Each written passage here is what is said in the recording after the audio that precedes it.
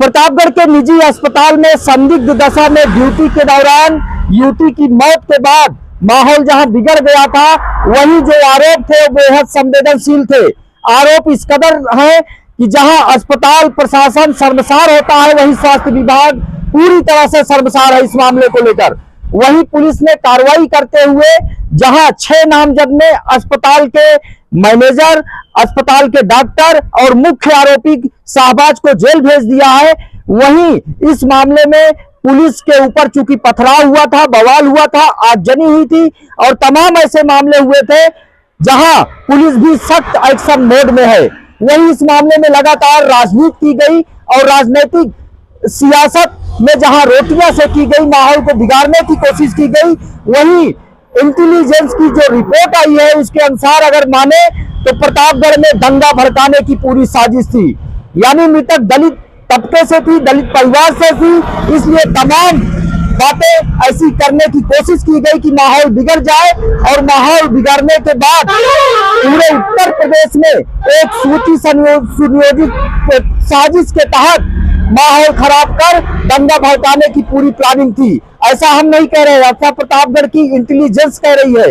Intelligence report की माने तो प्रतापगढ़ में रानीगंज थाना इलाके के एक निजी हॉस्पिटल में, जो मां मल्टी स्पेशलिस्टी हॉस्पिटल में एक संदिग्ध दशा में युवती की मौत के बाद उसके परिजन गैंगरेप और मर्डर और साजिश का आरोप लगाने लगे। वहीं प्रतापगढ़ पुलिस से ग्रामीणों की इस दौरान झड़प हुई थी। अस्पताल गेट के बाहर सौ रखकर प्रदर्शन करने के दौरान बवाल हो गया था, माहौल बिगड़ गया था, लाठीचार्ज हो गया था और वहां पत्थरबाजी हो गई थी जिसमें सीओ का सर फूट गया था, 11 पुलिसकर्मी घायल हो गए थे, स्थानीय लोगों को भी चोटें आई थी। माहौल इस कदर बिगड़ा था कि पुलिस ने किसी तरह से कंट्रोल किया। लेकिन प्रतापगढ़ पुलिस ने जब इस पूरे मामले की जांच कराई, एसपी डॉक्टर अनिल कुमार के निर्देश पर इंटेलिजेंस ने जांच बिठाई, तो चौंकाने वाले तथ्य सामने आए। जहां चौंकाने वाले तथ्य इस तरह से सामने है कि प्रतापगढ़ में दंगा भड़काने की पूरी साजिश थी, पूरा प्लान था। चूंकि पकड़े गए लोगों में जो हमले के आरोपी हैं, पुलिस पर हमले के आरोपी हैं, पत्थरबाजी के आरोपी हैं, उनमें ऐसे लोग हैं जिनके ऊपर भिन्न भिन्न थाना क्षेत्रों में गोली मारकर हत्या, बलवा, दंगा, तमाम मारपीट और तमाम ऐसे मामले दर्ज हैं जहां अधिकारियों पर हमला, लोक सेवक पर हमला, संपत्तियों को नुकसान पहुंचाना और तमाम ऐसे मामले दर्ज हैं जो उनके रिकॉर्ड को बताते हैं।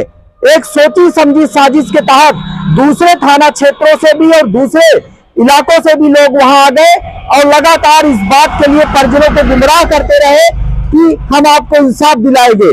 खैर, पुलिस की लापरवाही भी इसमें उजागर हुई और पुलिस की लापरवाही की वजह से ही ये सब हुआ कि वहां अस्पताल गेट तक 100 लेकर लोग पहुंच गए। पुलिस ने भी कहीं ना कहीं लापरवाही की, जिससे साजिश करने का मौका मिला और उसको ग्राउंड पर लाने का मौका मिला।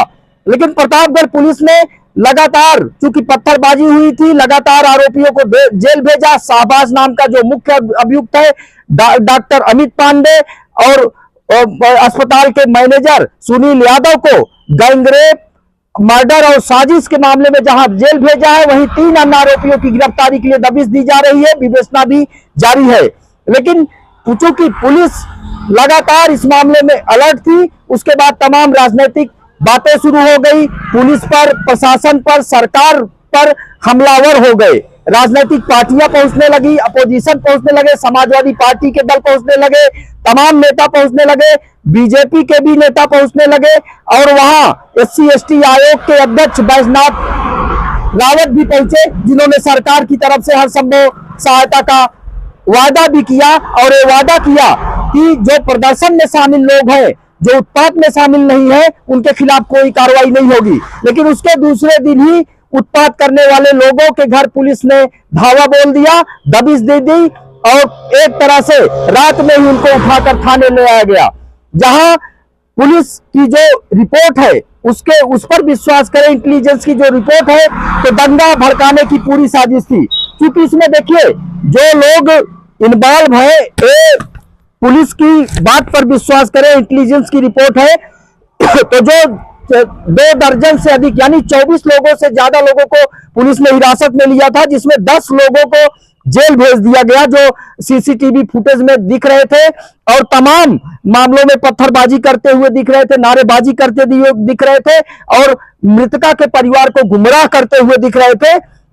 देखिए, इसमें अभियुक्तों के खिलाफ भिन्न भिन्न थानों में गोली मारकर हत्या, दंगा, बलवा, उत्पात, लोगों से मारपीट, दलित महिला से छेड़खानी, दलित उत्पीड़न, जान से मारने की धमकी, आर्म्स एक्ट, सार्वजनिक संपत्ति निवारण अधिनियम, लोक सेवक पर हमला, बमबाजी, आगजनी, हत्या के प्रयास के अभियोग पहले ही विभिन्न थानों में दर्ज है। इस तरह से गिरफ्तार अभियुक्तों द्वारा परिजनों को भ्रमित करके जनपद का माहौल खराब करने और दंगा भड़काने के उद्देश्य से पत्थरबाजी की घटना दी गई थी ताकि माहौल बिगड़ जाए। अब देखिए, इसमें नाम है जो गिरफ्तार अभियुक्त है उनके नाम पढ़ना चाहेंगे, जिसमें सबसे प्रमुख नाम बताया जा रहा है योगराज सिंह पुत्र गुलाब सिंह, निवासी ग्राम कसेरुआ, थाना रानीगंज। तमाम बातें आती हैं जहां इसको दंगा भड़काने का आरोपी माना जाता है। इसके पहले भी इस पर आरोप लगाए गए थे और जिसमें दंगा भड़काने की नीयत से इसने कार्य किया था। मिथिलेश गौतम उर्फ बच्चा पुत्र प्यारेलाल, निवासी ग्राम कसेरुआ, थाना रानीगंज। इसके अलावा राम सजीवन निवासी ग्रामवासी, संतोष सरोज निवासी ग्रामवासी, संजय सरोज ग्रामवासी, अखिलेश सरोज जो गांव का प्रधान है, जिसके कहने पर पीड़ित परिवार चल रहा था, उसकी भी भूमिका इसमें आई है, जहां लगातार परिवार को गुमराह करता रहा। ऐसा पुलिस की रिपोर्ट बताती है, ऐसा इंटेलिजेंस की रिपोर्ट बताती है। धर्मराज सरोज, सनी सरोज, शारदा सरोज जो प्रधान की पत्नी है अखिलेश सरोज की, माधुरी सरोज और तमाम ऐसे नाम है जो इंटेलिजेंस की रिपोर्ट्स के हिसाब से इन लोगों पर पहले ही तमाम बलवा, दंगा करने और लोक सेवकों को मारने, पीटने और संपत्तियों को नुकसान पहुंचाने के मामले पहले ही दर्ज है। सबसे खास बात है इसमें ऐसे भी लोग हैं जिन पर SC ST से मामले भी दर्ज है संबंधित, जिसमें दलित उत्पीड़न और दलित महिला से छेड़खानी के भी मामले दर्ज है। योगराज जो इस पूरे मामले का मास्टरमाइंड बताया जा रहा है, पुलिस ने उसको गिरफ्तार कर जेल भेज दिया है। लेकिन यहाँ देखिए कितनी बड़ी साजिश थी। प्रतापगढ़ में दलित युवती की मौत के बाद दंगा भड़काने की, बवाल करने की, बलवा करने की और प्रशासन को अस्थिर करने की, सरकार को अस्थिर करने की जो रिपोर्ट अब सामने है, जहां पुलिस की लापरवाही की वजह से बात बिगड़ी थी और पुलिस की हीला हवाली की वजह से बात बिगड़ी थी, उसके खिलाफ भी एक्शन हो चुके हैं। रानीगंज थाना प्रभारी और दुर्गागंज के चौकी इंचार्ज और कांस्टेबल बीट को लाइन हाजिर कर दिया गया है। वहीं अब इस मामले में पुलिस ने भी शिकंजा शुरू कर दिया है। हालांकि इस मामले में पुलिस अधीक्षक का कहना है कि ऐसे लोगों को बिल्कुल परेशान नहीं किया जाएगा जो संवेदनशीलता में यानी संवेदना व्यक्त करने गए थे और प्रदर्शन में शामिल थे, और प्रदर्शन में शामिल सिर्फ परिवारजन के साथ थे लेकिन उत्पाद में शामिल नहीं थे।